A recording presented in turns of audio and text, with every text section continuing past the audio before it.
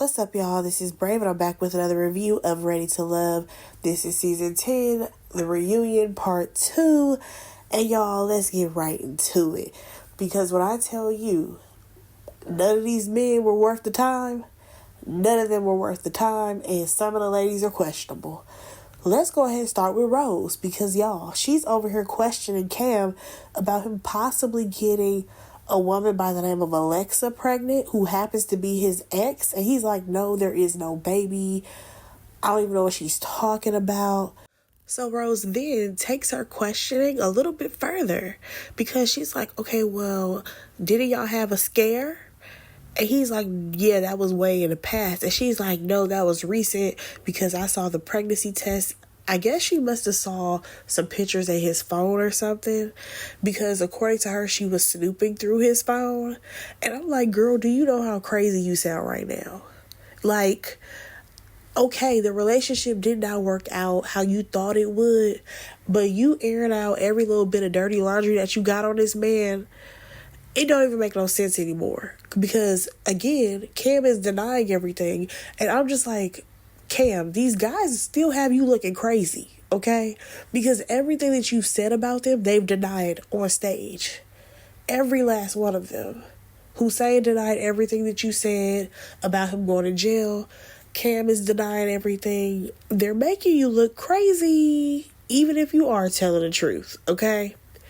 So she goes on about how her and Hussein, they didn't make it, but at the end of the day, he was her number one.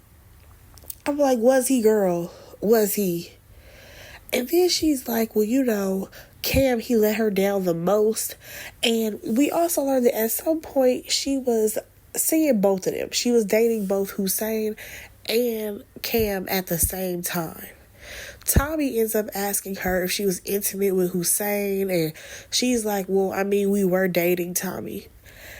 Y'all, this is a lot, okay? Because Rose is still going on about how Cam is a narcissist, he's controlling, he's a con artist, and he can very well be all of these things, but girl, you are the one who decided to date him after he sent you home.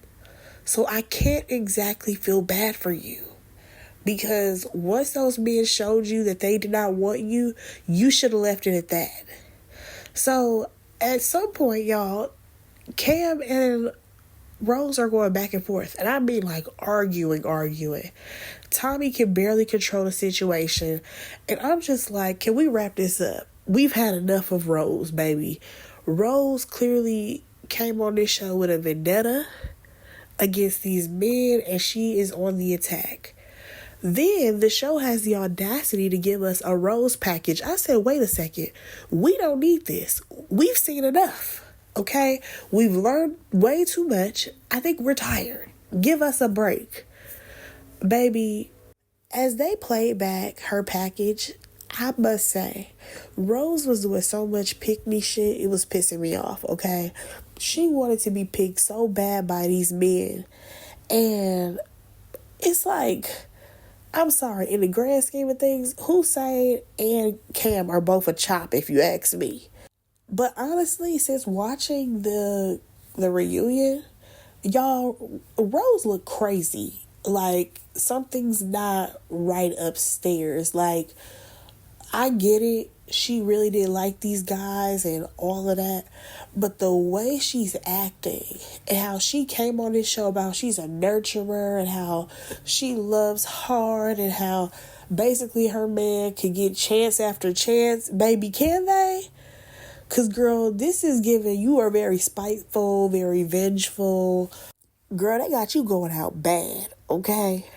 Nonetheless, there was a moment where Hussein, he said that he felt like he should have been the person to have the last conversation with Rose to, send her home. And I agree. I do agree that is something that should have been done. But clearly the show had other ideas, probably because we did see a conversation between those two before the elimination. So that's why, because she had a connection with Cam, they let him have that last conversation. Rose, she is still going on about how she did not get her happy ending and how she was robbed of that. Y'all, I need for Rose to be so serious. What happy ending are you talking about? Are you upset because you did not get to kiss this man at a gazebo to say, I'm ready to love? And you didn't make it to the end of the show because you keep saying how you were robbed of a happy ending when you dated both of them after the show. The whole purpose of this show is for these people to date after the show anyways. You did try for your happy ending. The relationships just didn't work out. Either one. Girl, bye. So moving on from there, we get to Eddie and his package. Now, according to Rose, because Tommy ended up asking her, like, what was the red flag for Eddie, or what was your concern, or something like that. And she's like, well, it was a rumor that he had a girlfriend while he was on the show. He denies it, of course. I said, damn, this is the third man to deny something that you said, Rose. Girl, you were 0 for 3 because the men are denying you left and right. They're saying that everything that you're saying is a lie. And also, I understand that she was the person who sent him home, but that man never had a connection with her. So I don't even understand why we're asking Rose anything about Eddie. They never had a connection. And of course, they did try to make it seem like he had a drinking problem. I think that's what it was. They tried to make it seem like he had a drinking problem when Eddie seemed like he was consistently himself every time we saw him on the show. However, Cody is the person y'all need to check on because she gives off drinking problem. Because they actually panned over to Cody and how she tried to kiss him and how Eddie turned her down. And y'all, I don't know if she needs a speech coach or what, because she talks like she's drunk. And I don't know if it's because she's trying to sound like she has a bubbly personality or what. But Cody, you got to get it together, because when she talks, I'm sorry, she just sounds drunk to me. Dragging her words, and no thank you. Moving on. We get to Kiera and Jay finally. I said, okay, we are finally getting back to the people who ended the show, even though we know for sure, baby, ain't no way they're together. And I was right. Y'all, we got to bring up the Sahara situation yet again. And according to Kiera, she not only had one conversation with Jay, she had 2 of them before the getaway. And according to Sahara, she's like, it was always Kiera. And I think when Sahara said that, she meant as like, we already knew that he always had Kiera as his number one person. However, they did have some type of connection. The problem lies in the fact that Kiera, she only thought that Sahara had a thing for Jay. She did not see that Jay also liked Sahara. And that's because he made sure that you did not see that he likes Sahara, okay? Because I've already said this. Jay has a complex the same way Cam has a complex. They like these girls that are a little bit rougher around the edges, but because they're trying to elevate in life, they don't want to date those girls anymore. They want the bougie girls. They want something different, and that's absolutely fine. But the way everybody has tried to downplay Sahara is crazy to me. Now, what was even crazier is the fact that Jay literally said on that stage that, Kiera knew that I like to flirt. Like, she knows that I'm a flirt. Sir, what? You think that justifies you literally flirting with another woman in her face when y'all had just had 2 conversations about how you gonna act on this trip? Are you okay upstairs? Is the brain on? Like, what is going on? So, of course, we learned that we are no longer in a my man state of mind when it comes to Jay. Because, baby, they are not together. They are not together. Now, basically, the breakdown of their relationship was the fact that she wanted to be courted. Okay? And I think that's very important that she said she wanted to be courted. Which, to me, that specifically says, I want to go out on dates. I want us to get to know each other in public settings. However, this man said, oh no, I need to decompress. After the show, this is just too much for me. I need a week. Oh baby, a week turned into a month. he goes on to say how, we was together 16 hours a day. And I think like a week ain't even long enough. Sir, are you okay? Again, it sounds like you were sick of her. It sounds like you was trying to get rid of her. Okay? So then he's like, well, instead of going out all the time, I would rather lay up. His words, not mine. Lay up and talk about our dreams and aspirations. Y'all, these is the most dreaming ass niggas I've ever seen on TV at this point. He dreaming, Cisco dreaming. We're tired of the dreams. Y'all in these dreams and nightmares, we're over it. Okay? And the fact that all you want to do is lay up with her, that tells me everything I need to know, baby. You so used to Netflix and chilling with women, you don't even know how to court a woman. That's the vibe that I'm getting. Okay? So then he's like, he was burnt out on the process. So going out all the time, like, that's just too much. They could wait a month. Wait a month to go out? Sir, she don't even ask you to spend like a whole bunch of money, I'm pretty sure. Plan a simple date. Go to a museum on a Tuesday when it's free.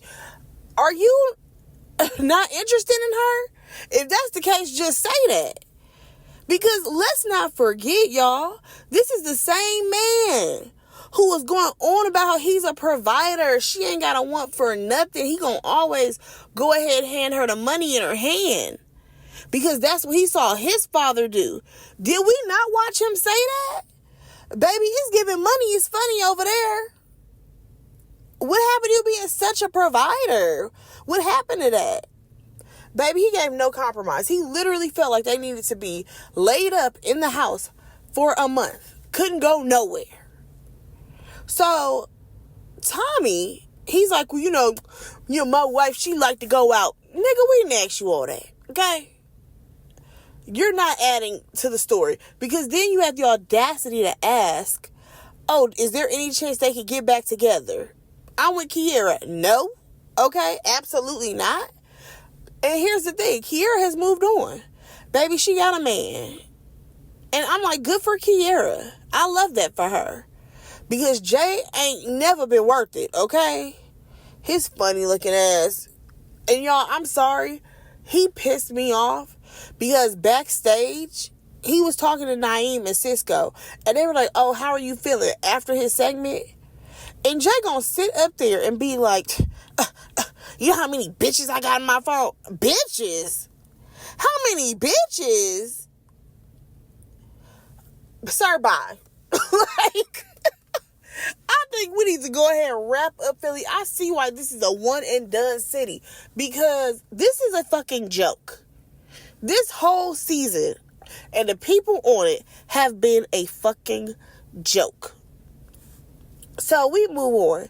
We get to Deanna. And we see her package. And Tommy, he basically feels like, listen, this girl's a firefighter, okay? No, she can't be on the phone cupcaking with you niggas all day. And Hussein's like, no, it wasn't about that. It's because we were talking about, like, what type of job was more important. And I'm just like, hold on. From what I can recall, that girl said she could go a couple of days without talking to her man because when she's in work mode, she is, like, really in it. Like, her head is fully on work. Okay? She don't have time for the distractions. And he feels like you should be able to text him to check in. And her point was that, well, I don't have, like, no office job. Like, as a firefighter, I'm always on the go, and I have to always be alert. So, there clearly was some type of miscommunication there. And at the end of the day, Deanna, she explains how her lifestyle when it comes to work, how it affects her, and how, listen, I have to be mentally prepared because I don't know what's happening next as a firefighter. Okay? And I completely agree with her. Some jobs, they just take more out of you. And no, she cannot just be on the phone texting and cupcaking with you as if she worked at, like, an office job. Sorry to tell you that. So, at this point, she's saying how, she's dating in real life, and even her potential guys that she's like into, work is a priority for them as well. And it's working out fine that they're not talking to each other every day. And she goes on to say how she doesn't feel like she needs to compromise herself, in her work and what she enjoys, because this is her profession, for a relationship. And honestly, I do kind of understand where Deanna is coming from, because at the end of the day, baby, a relationship can come and go, but her job is going to be there, okay? Safe and secured.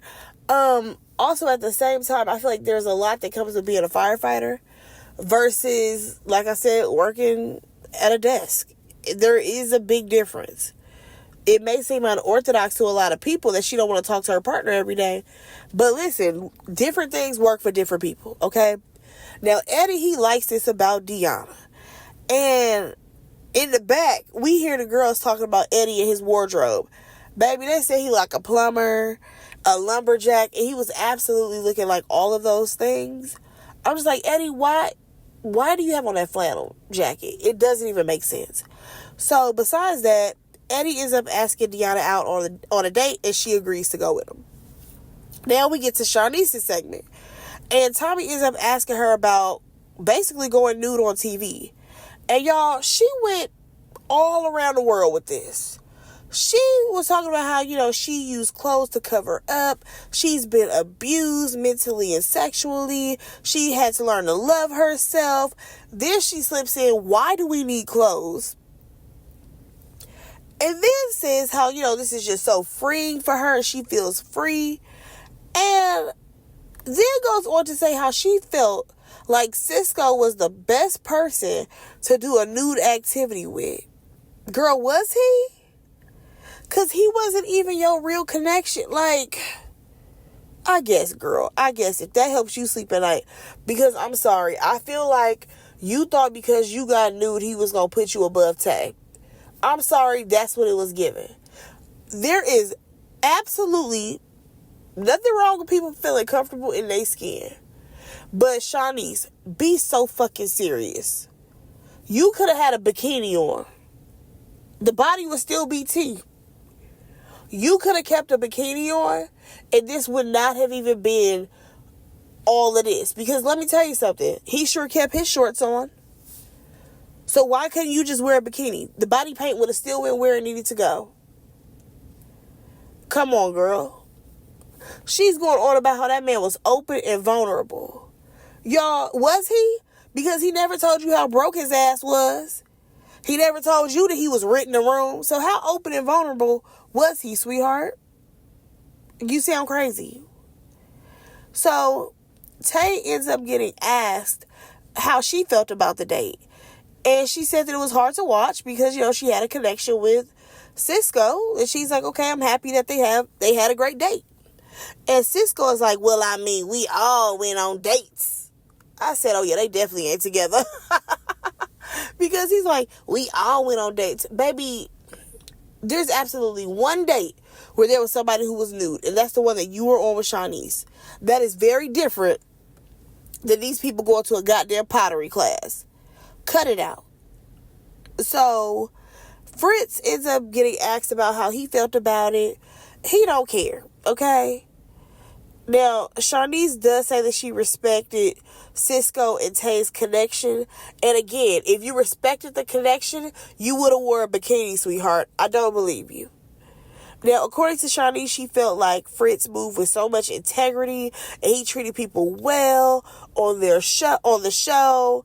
And girl, I guess, because the way he dogged out Sahara, and you can still sit up there and smile in all of our faces and make it seem like you don't owe that girl an apology. Girl, bye. Moving on. Tay and Cisco, y'all. We finally get to it. His outfit bothers me. His hair bothers me. All of it. Where is your shirt? Why are you sweating out this velvet? Hell, it probably ain't even velvet. It's giving velveteen. Now you done got all this musty ass sweat on this velveteen jacket. Too much. Too much, sir. Nonetheless, Tay says that, she was conflicted when it came to the relationship with Cisco because of his lack of stability. Now, she keeps swearing that this man checks all the boxes. Baby, no, he don't. There's no way you can check all the boxes when you are lacking stability. And let me tell you why. The reason why he cannot be checking all the boxes, Tay, is because without that financial part, that man is struggling in multiple areas. Okay? He's literally renting a room. First of all, the fact that he said he's renting a room, that don't even sound like he got roommates. Because usually people are like, oh yeah, I do have a roommate, but, you know, the place is nice or something like that. That nigga said he was renting a room. Baby, it could literally be just a room. All he got is a hot plate. He can't even have access to the kitchen. Baby, we don't know how this man is living, okay? Because I still don't know what his job was. I can't think of what they called it. It was a divisionary liaison. We still don't know what that is. Nonetheless, Tommy is like, well, you know, you knew that from the beginning that he was lacking stability. And so what? The girl tried to give him a chance, but the shit just did not work. Like, the way Tommy was really trying to get Tay to go for Cisco has pissed me off. Because in any other world, Tommy should have pulled that man to the side and be like, Negro, you need to pull yourself up by your bootstraps. Go ahead, go home, figure your life out, and then try to circle back, okay? And when you get your shit together, maybe she can give you a chance. Are you kidding me? So, then Tay, y'all, she says that she tried to make it work. But, y'all, I hated this part. I hated the fact that she tried to, like, play herself out. Because she tried to blame herself. She was like, you know, I got in my head about it. And I had doubts. And then she's like, you know, I should have just, you know, let go and let God. And I said, girl, no. Not let go of doubt and still be with him. Baby, you did have to let go and let God, okay? Let go of that man and go on with your life with the plan that God got for you. Because I don't think he's in that plan, baby. He ain't in there, okay? So, then we got the people chiming in the background who are backstage. We got Eddie and Kiera, baby. They going back and forth because Kiera feels like Tay should not have to settle. Okay? But here come Eddie talking about, but he check all the boxes. He check all the boxes. That should matter. Nope. No, it don't. No, it don't. Because Kiera is like, that girl wants children. He can't afford to have kids. How is this going to work? And again, how he checking off the boxes, baby? That money matters. You can't bring no kids into the world and be broke. Like, that's just not cool. I mean, people do it, but that's not going to work for what Tay wants for her life. You know what I'm saying? So we jump back over to Tay, and basically she asks him about his former employment, and according to him, he's always leaving jobs so that way he can pursue modeling and acting, right? And I'm like, sir, you in Philly. In Philly, if you want to act, you better move to LA. Hell, move to New York. Move to Atlanta. There's a lot of production going on down there. You're in Philly. Be so for real about yourself. He just ain't stable, okay? Then we get back to the background again. Deanna and Eddie are now going back and forth because Deanna feels like that man should not be looking for a relationship when he ain't got no stability. And I completely agree with her. So we jump back on stage, and Cisco says that Tay made a statement that made it seem like he was mooching off of women. And according to him, you know, if that was the truth, then he would have been mooching off of her. Baby, it's given he tried to. It's given that he tried to. Nigga probably tried to move in. Probably packed a spend the night bag, but it turned to a spend a week bag. I don't trust him, okay? So he goes on to say how, you know, he go to work, he pay all his bills, he go to the gym, and, you know, even with them dating, he was consistent with that. I said, yeah, you was consistent with that, but at the same time, you are not proving that you can be a provider, a help to the household, nothing. You talking about you was such a gym rat and how you wanted to be a bodybuilder? Do you also teach training? Do you train people in the gym? Because that's some secondary income that your ass could get. Because I don't see you putting forth the effort, okay? It is very clear that they will not be getting back together, and she has moved on, okay? Moving on, we see a preview. And y'all, Philly was one and done because now we are moving on to Detroit.